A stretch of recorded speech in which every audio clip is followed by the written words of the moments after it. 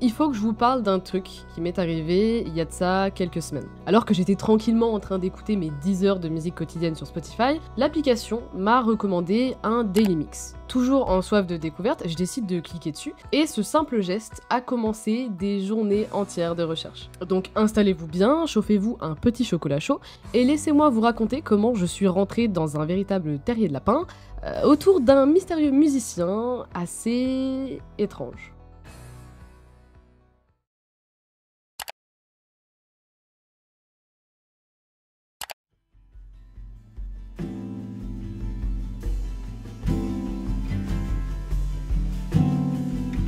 Alors tout d'abord, faut savoir que quand j'ai vu cet étrange titre et album entièrement en code morse, je me suis pas dit putain c'est hyper intriguant, je devrais un peu plus creuser.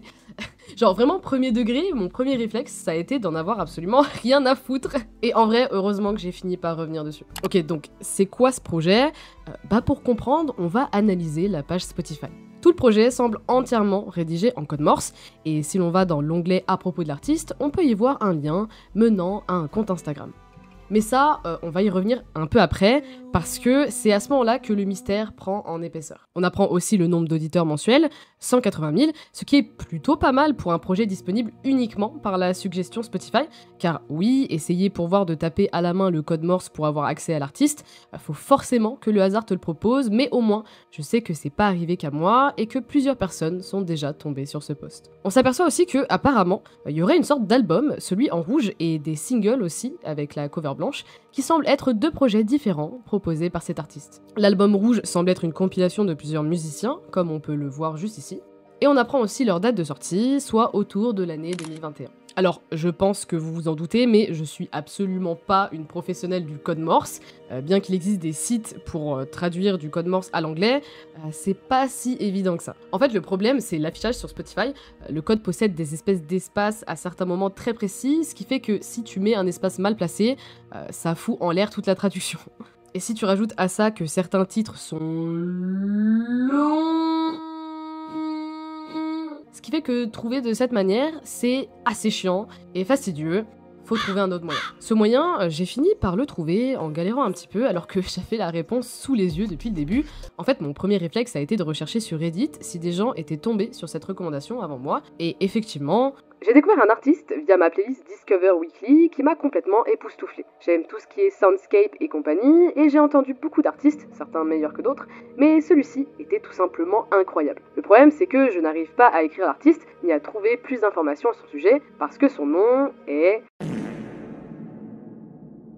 Ça semble facile à passer dans un traducteur morse, mais selon les outils de traduction en ligne, c'est essentiellement du charabia. La section à propos n'est pas plus utile. Si quelqu'un a une idée pour déchiffrer ça, je suis vraiment preneur. Ce post, il date d'il y a 4 ans, donc quasiment après la sortie des musiques sur Spotify. Souvenez-vous, c'était aux alentours de 2021. Plusieurs personnes se reconnaissent dans cette découverte, attestant que eux aussi ont reçu cette suggestion dans leur Daily Mix, et un commentaire en particulier souligne que si l'on cherche le nom du label à l'origine de ce projet sur internet, on tombe sur ce fameux album en code morse. Et ça, j'aurais pu m'en rendre compte si j'avais juste bien lu. Grâce à cette page, on en apprend un peu plus. À une époque de séparation mondiale, le fondateur d'Erase Tapes et explorateur sonore Robert Rath a conçu un projet mettant en avant ce qui compte le plus, la connexion. Cette collection d'œuvres d'artistes anonymes issus de leur roster offre un espace et un temps pour apprécier l'art dans sa forme la plus honnête, en se débarrassant du bruit d'information habituellement associé au cycle de sortie et en ramenant la musique à la magie du son. Ce projet nous donne une opportunité d'exploration à un moment où nous en avons le plus besoin. Alors oui, pour être anonymes, ils sont anonymes, ça c'est sûr. Surtout en cette période d'isolement, nous devons nous rappeler l'importance de l'art, à quel point le son est un médium magique pour s'exprimer, soulever et répondre à des questions, ouvrir et réparer l'âme, c'est le langage le plus universel qui soit, car il ne connaît pas de frontières. Putain, je suis désolée, je suis malade les gars. En plus je parle du nez, on dirait Roger Waters. Ok, donc concrètement, ce projet, c'est un projet musical collectif, le but étant un anonymat complet et peu voire pas de promotion, et aussi une difficulté volontaire de tomber sur l'album. Et tout ça dans le but de juste proposer un projet sympa, assez niche, et une sensation de récompense quand on finit enfin par tomber dessus. Toute cette information, tout ce bruit, aussi utile que cela puisse être pour donner du contexte, cela enlève aussi quelque chose. Cela a tendance à brouiller vos sens et à diminuer la magie du moment où vous entendez pour la première fois quelque chose de totalement inconnue à vos oreilles. Quelle sensation merveilleuse que de simplement écouter et laisser la musique parler d'elle-même, sans préjugés ni besoin de référence. Du coup, qui sont Erased Tapes ? Fondé en 2007 par Robert Rath, alias Ghostworker, ce label basé à Londres s'est imposé comme un véritable ovni de la scène avant-gardiste, en soutenant des artistes qui repoussent les frontières des genres musicaux. En 2015, le label atteint un sommet avec un événement signé BBC Proms, une soirée au Royal Albert Hall, où Nils Fram et A Winged Victory for the Sullen ont captivé le public. Le Royal Albert Hall, c'est assez prestigieux, d'ailleurs voici un extrait des Arctic Monkeys là-bas.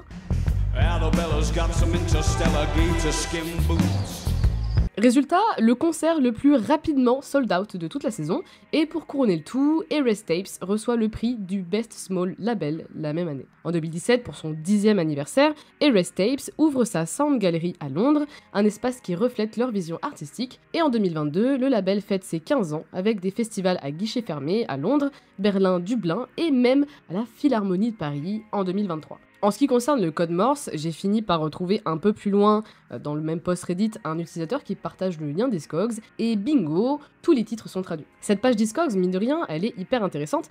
On se rend compte qu'en fait, chaque code Morse que l'on entend au début des musiques, c'est en fait le titre des musiques en code Morse. Voilà, y a pas plus que ça. Et d'ailleurs, ça a été enlevé dans la version finale, donc bon. Chaque musique a été proposée par un artiste différent, cependant, ce sont pas des créations uniques faites pour l'occasion de l'album, mais bel et bien des musiques déjà réalisées sur les albums précédents de ces artistes. Voici donc la liste des musiques, ainsi que leurs albums d'origine. On peut même en apprendre un peu plus sur le compte Genius du projet, avec notamment les lyrics.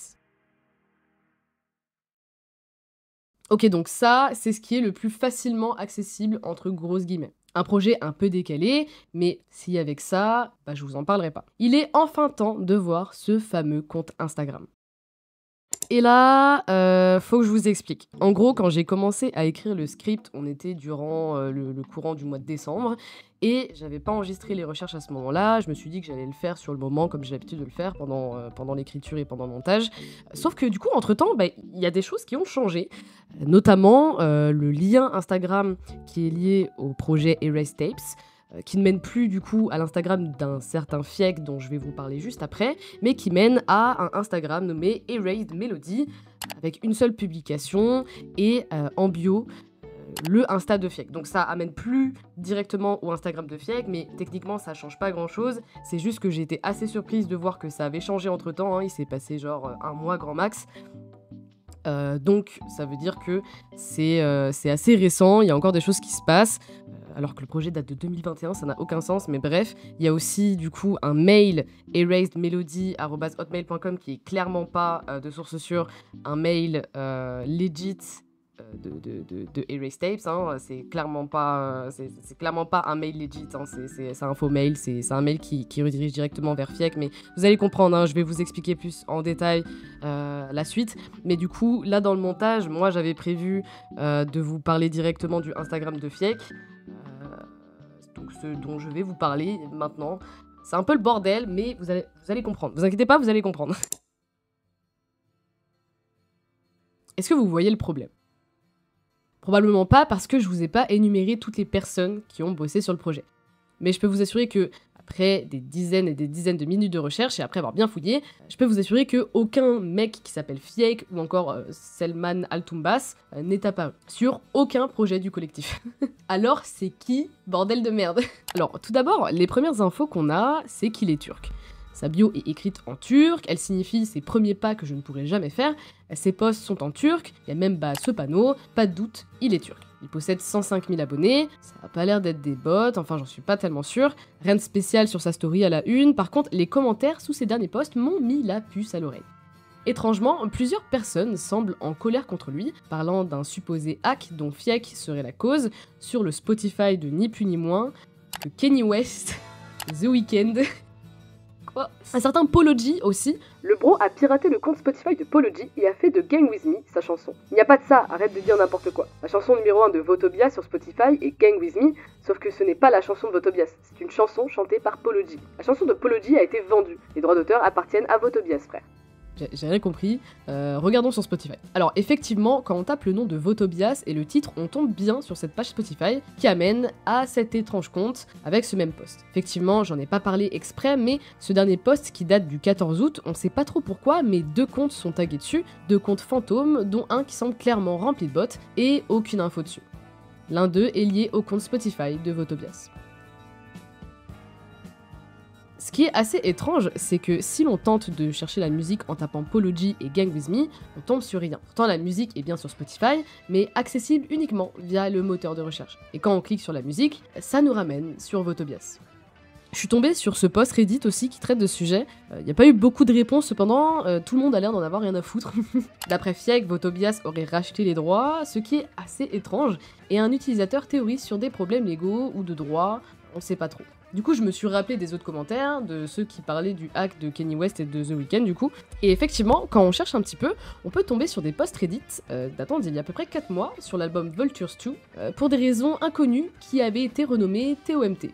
J'ai remarqué ça aussi en allant sur YouTube Music pour la première fois aujourd'hui, mais voici tous les changements que j'ai pu repérer. L'album Vultures 2 est renommé TOMT, Slide est renommé en Instagram Fiek et Nudie One, Fiek est crédité sur l'album, Fiek et Nudie One sont crédités sur Slide, maintenant Instagram Fiek and Nudie One, Time Moving Slow, Field Trip, Promotion et Husband. Le profil YouTube Music de Fiek indique qu'avant d'être soudainement et probablement sans le savoir crédité pour Vultures 2, maintenant TOMT, il avait été crédité pour un single de 2022 intitulé Switch Up aux côtés de Under 503 qui n'a apparemment que 25 écoutes au total. Je n'ai rien trouvé concernant Nudie One sur YouTube, mais son profil avec 86 abonnés montre qu'il aurait sorti un single appelé Ezel aux côtés de Fiek et Kato 1948 qui a apparemment 2,8 millions de lectures. Heureusement maintenant tout semble revenu à la normale, ça explique le commentaire. Pourquoi il y a ton nom sur Slide? Notre nom est partout. Ok... Quoi ce bourbier? En ce qui concerne The Weeknd, apparemment, de ce que j'ai compris, Fiek aurait réussi à upload une musique du nom de Instagram Fiek sur le compte Spotify de The Weeknd, qui a été supprimé par la suite. D'après les témoignages, la musique puait la merde, mais on va y revenir. Donc à ce moment-là, on peut clairement affirmer que ce fameux Fiek est juste un petit malin, avec quelques skills plus ou moins basiques en hacking, et qui s'amuse à drop son Insta un peu partout, et à hacker des pages Spotify random, en hackant directement des albums et des comptes Spotify du coup. Et j'ai un doute sur le fait qu'il soit seul ou pas. Il semblerait que ça soit une sorte de groupe, on sait pas trop. Ça, c'est ce qu'on peut voir directement via son compte Insta, mais on va essayer de dig un peu plus pour choper des infos en recherchant directement les noms sur les sites. Les 2 noms qu'on possède de lui pour l'instant étant Selman Altombas et Fiek. Commençons par Fiek. Déjà le plus visible, c'est que Fiek, c'est aussi un musicien. Avec 45 000 auditeurs mensuels, il a une petite niche, et ses musiques sont du rap apparemment.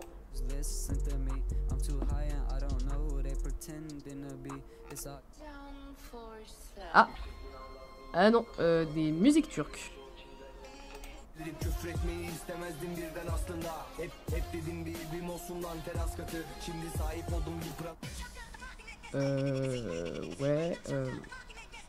Ok, il n'y a pas vraiment de genre, en fait, on dirait même pas que c'est lui, on dirait clairement des sons dont il s'est approprié les droits, un peu comme ce qu'il a fait avec Kanye West et The Weeknd en fait. Apple Music c'est pareil, sur SoundCloud aussi, sur YouTube certaines musiques sont uploadées, et pareil, là le même problème, les musiques sont clairement volées et n'appartiennent pas à ce type.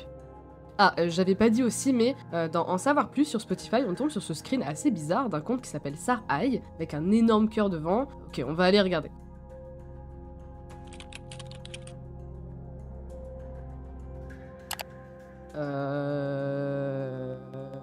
Est-ce que en plus d'être un hacker de merde, il a une obsession bizarre avec cette youtubeuse? Non, j'en ai pas l'impression. En fait, j'ai trouvé un commentaire de lui sous l'un des posts de cette meuf sur Insta, et d'après la traduction, ça serait sa sœur. Ça part vraiment en couille, putain, j'en ai plein le cul. Bon, avant de conclure sur ce que je pense être la raison de tout ça, regardons les informations qu'on peut trouver avec Selman Altombas. Alors déjà, au début, je pensais que c'était pas son vrai nom, parce que je trouvais ça complètement stupide qu'un hacker prendrait le risque de diffuser son nom et son prénom absolument partout. Sérieux les gars, The Weeknd et Kanye West, c'est la partie submergée de l'iceberg, hein. Il y en a vraiment des dizaines et des dizaines d'artistes qui se sont fait voler des sons par lui.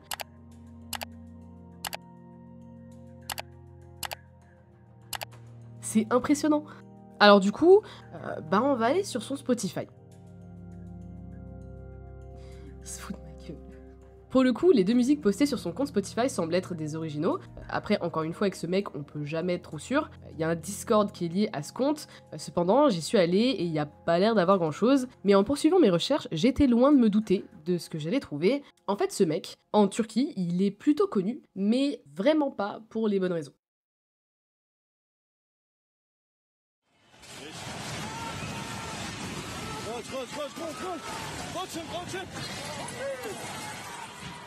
In southern Turkey, buildings crumble like sand. On est le 6 février 2023. Il est 1h17. Un séisme de magnitude 7,8 frappe le sud de la Turquie et le nord de la Syrie.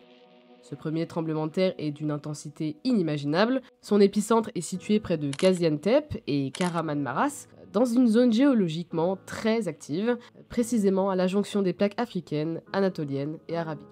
Je m'excuse d'avance pour les noms que je vais écorcher. Ce séisme dure environ 2 minutes, mais ses effets sont dévastateurs. La rupture se produit sur une branche de la faille est-anatolienne, la terre se déplace sur une longueur de 300 km, le sol se fend, les bâtiments s'effondrent et des fissures profondes apparaissent sur les routes et voies ferrées. Les premières heures après le séisme sont marquées par le chaos, des milliers de personnes sont coincées sous les décombres, tandis que des répliques secouent déjà la région. Les secours tentent désespérément d'arriver sur place, mais de nombreuses routes sont endommagées et les conditions météorologiques, avec des chutes de neige, compliquent les opérations.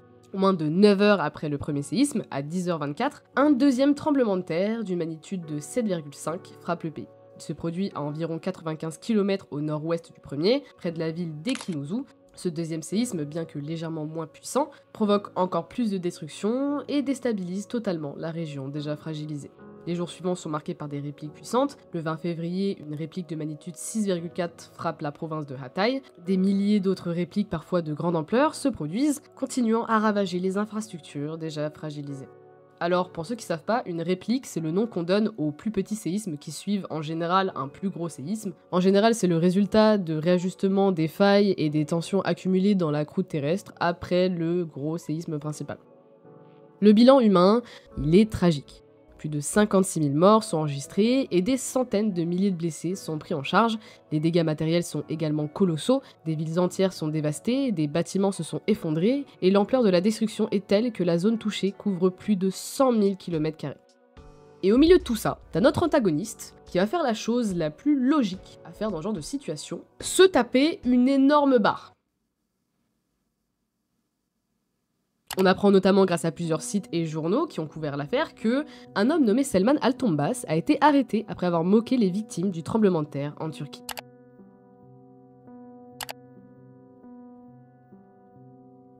Et on découvre par la même occasion enfin son visage.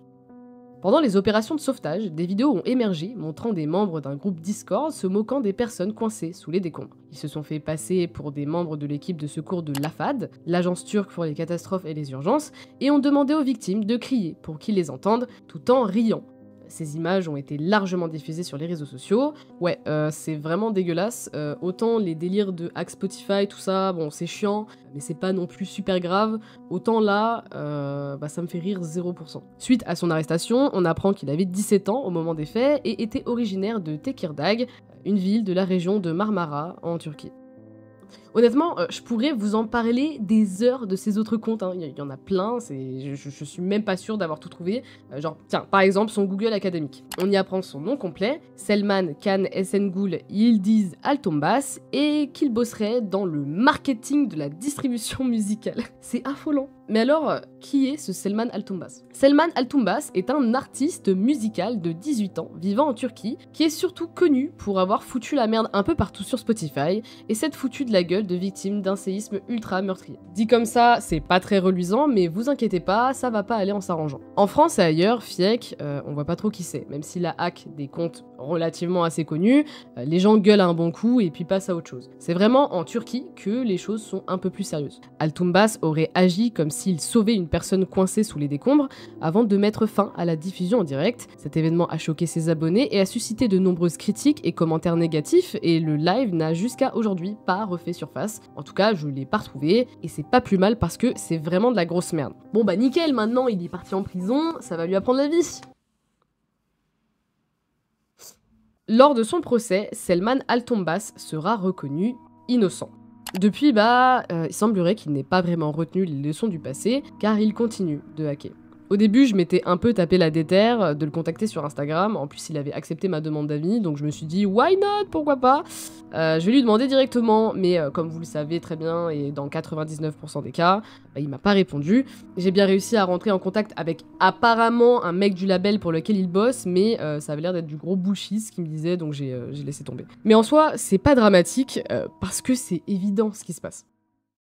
Beaucoup de gens essayent de percer dans la musique, et je les comprends. Créer de la musique, c'est quelque chose de cathartique, ça aide dans différents moments de notre vie, ça nous permet de nous exprimer, et ça rassemble surtout, mais ça reste un milieu très concurrentiel. Je pense que ce que Fiek essaye de faire depuis des années, c'est d'attirer l'attention sur lui, et vu qu'il est jeune et donc con, avec quelques skills en hacking, l'histoire est toute tracée. C'est juste un gamin en manque d'attention en fait. Et c'est dommage, je veux dire, je suis clairement pas la cible de sa musique, mais je suis sûre que voler le contenu des autres, c'est pas forcément la meilleure chose à faire pour devenir connu, je pense. Mais il y a quand même des questions que je me pose. Pourquoi mettre son vrai nom et pourquoi mettre son Insta un peu partout si c'est pour ne pas y mettre de lien vers son Spotify ou des projets musicaux? Le truc c'est que logiquement, s'il veut qu'il y ait du trafic sur son Spotify, le mieux aurait été de mettre le lien en description. Peu importe ce que tu vas chercher sur lui, tu tomberas forcément à un moment ou un autre sur le même putain de compte Insta. Pour trouver ses musiques, on est obligé de taper son nom dans le moteur de recherche, c'est complètement débile. Beaucoup plus récemment, j'ai réussi à rentrer en contact avec un type qui semblait le connaître de loin, un Turc sur Reddit. Il n'y a rien de spécial à propos du serveur Discord, son seul but est de conserver une URL de serveur précieuse comme 1337. Pour tes autres questions, je suis pas sûre de ce qu'il essaie de faire, tout ce qu'il fait c'est harceler des gens comme d'autres hackers turcs et attirer l'attention. La raison pour laquelle son vrai nom est sur Instagram, c'est que la plupart des gens le connaissent déjà. Je lui ai écrit sur Instagram et il m'a dit qu'il était en contact avec un certain Rebzix et que ses fans étaient juste une bande de gamins. Bref. En vrai, je vais pas vous mentir, quand j'ai découvert tout ça, j'ai été un peu déçue. Imaginez, je tombe sur un titre mystérieux en code morse, je me dis, ça y est, je suis tombée sur un truc niche dont pas beaucoup de gens ont entendu parler.